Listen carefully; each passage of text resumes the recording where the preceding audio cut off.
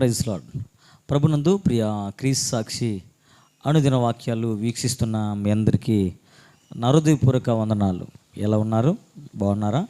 మంచిది. దేవుని మహాకృపను బట్టి మళ్ళా మీ మధ్యకి ఈ విధంగా రావడానికి దేవుడు నాకు గొప్ప అవకాశాన్ని ఇచ్చున్నాడు. అందు నిమిత్తమై ఆ దేవాది దేవునికి నా హృదయపూర్వక వందనాలు తెలియజేస్తున్నాను. మంచిది.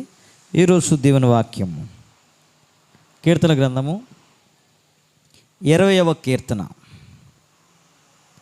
7వ వచనాన్ని మనము ధ్యానించుకుందాం. కొందరు రథముల బట్టియు కొందరు గుర్రముల బట్టియు అతిశయపడుదురు, మనమైతే మన దేవుడైన యెహోవా నామమును బట్టి అతిశయపడదుము. Praise lord. హల్లెలూయా.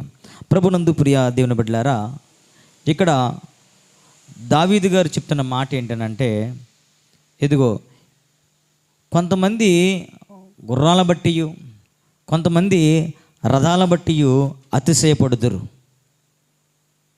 అని ఇక్కడ దావీదు గారు చెప్తున్నటువంటి మాట నిజమే. ఈ రోజున క్రైస్తవ జనాము అని చెప్పుకున్నటువంటి మనము, విశ్వాసులు అని చెప్పుకున్నటువంటి మనము ఎవరిని బట్టి అతిశయిస్తున్నాం, ఎవరిని బట్టి అతిశయిస్తున్నాం అనేది మనమందరం కూడా ఆలోచించుకోవాలి. కొంతమంది వారికి ఉన్నటువంటి వాహనాలను బట్టి అతిశయపడుతూ ఉంటారు.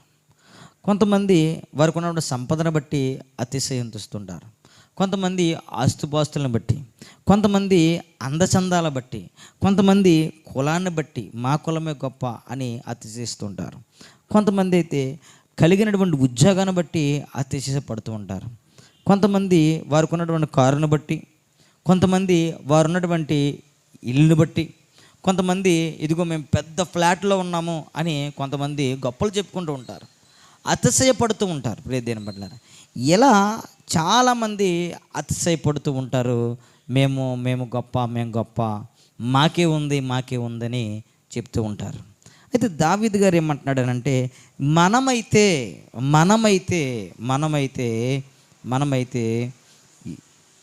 యెహోవా నామమును బట్టి అతిశయిస్తున్నాము. దేవునికి స్తోత్రం. హల్లెలూయా. దేవుని బట్టి మనము ఏం చేయాలా? అతిశయపడాలి. ప్రభువా, నేను ఈ స్థితిలో ఉన్నానంటే అది నీవు కారణము. ఈ రోజున మంచి బట్ట కట్టుకుంటున్నానంటే అది నీవు కారణము.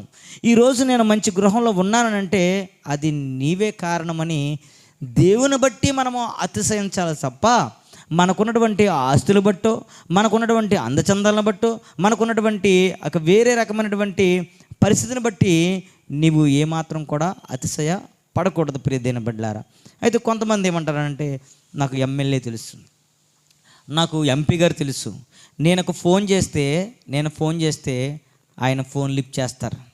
నేను ఒకవేళ ఒక రికమెండేషన్ చేస్తే ఏ పనైనా సరే అయిపోద్ది, కాబట్టి నాది గొప్ప అని వాళ్ళు ఏం చేస్తారంటే అతిశయపడుతూ ఉంటారు. ప్రియదేని బడ్డారా, అలా అతిశయపడినటువంటి వారిని మనం ఒకసారి బైబిల్లో మనం చూసినట్లయితే సామెతల గ్రంథం 16వ అధ్యాయం 18వ వచనం ఏమంటుందంటే, నాశనానికి ముందు గర్వం నడుస్తుందంట. దేవునికి స్తోత్రం. అంటే నువ్వు అతిశయపడ్డావంటే నీవు తీసుకున్న గోతులో నువ్వే పడుతున్నట్టు లెక్క.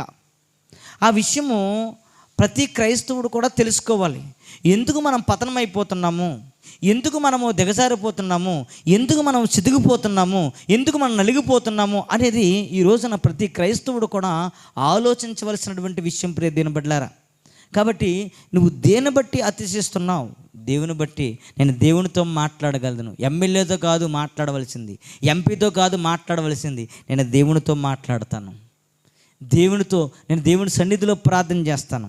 దేవుడు నాకు తప్పనిసరిగా నా యొక్క ప్రార్థన ఆలకిస్తాడని దేవుని పట్ల, దేవుని యందే అతిశయపడాలి తప్ప ఈ లోకములో ఉన్నటువంటి వాహనాలు బట్టి, ఉన్నటువంటి గృహాల బట్టి, ఉన్నటువంటి ఏ స్థితిని బట్టి కూడా నువ్వు అతిశయ పడకూడదు. ఒకవేళ ఈ వాక్యము విన్నంతసేపు కూడా విన్న తర్వాత మనం అందరం కూడా పశ్చాత్తాపడదాం. ప్రభువా, అవును తండ్రి, నాకున్నటువంటి అందచందాన్ని బట్టి, నాకున్నటువంటి నేను గృహాన్ని బట్టి, నాకున్నటువంటి పలుకుబడిని బట్టి ఎంతవరకు నేను అతిశయపడ్డాను. ప్రభా, ఈ వాక్యం అన్న తర్వాత ఇదిగో నాయన నీకు సాక్షిగా ఉంటానని, నీ యందు మాత్రమే నేను అతిశయపడతానని నేను ఈరోజు తీర్మానం చేసుకుంటున్నాను ప్రభు అని ప్రతి ఒక్కరు కూడా తీర్మానం చేసుకోవడానికి ప్రయత్నించేద్దాం. కళ్ళు మూసుకోండి, ప్రార్థన చేసుకుందాం. తండ్రి దేవా, నీకే వందనం, నీకే స్తోత్రం తండ్రి.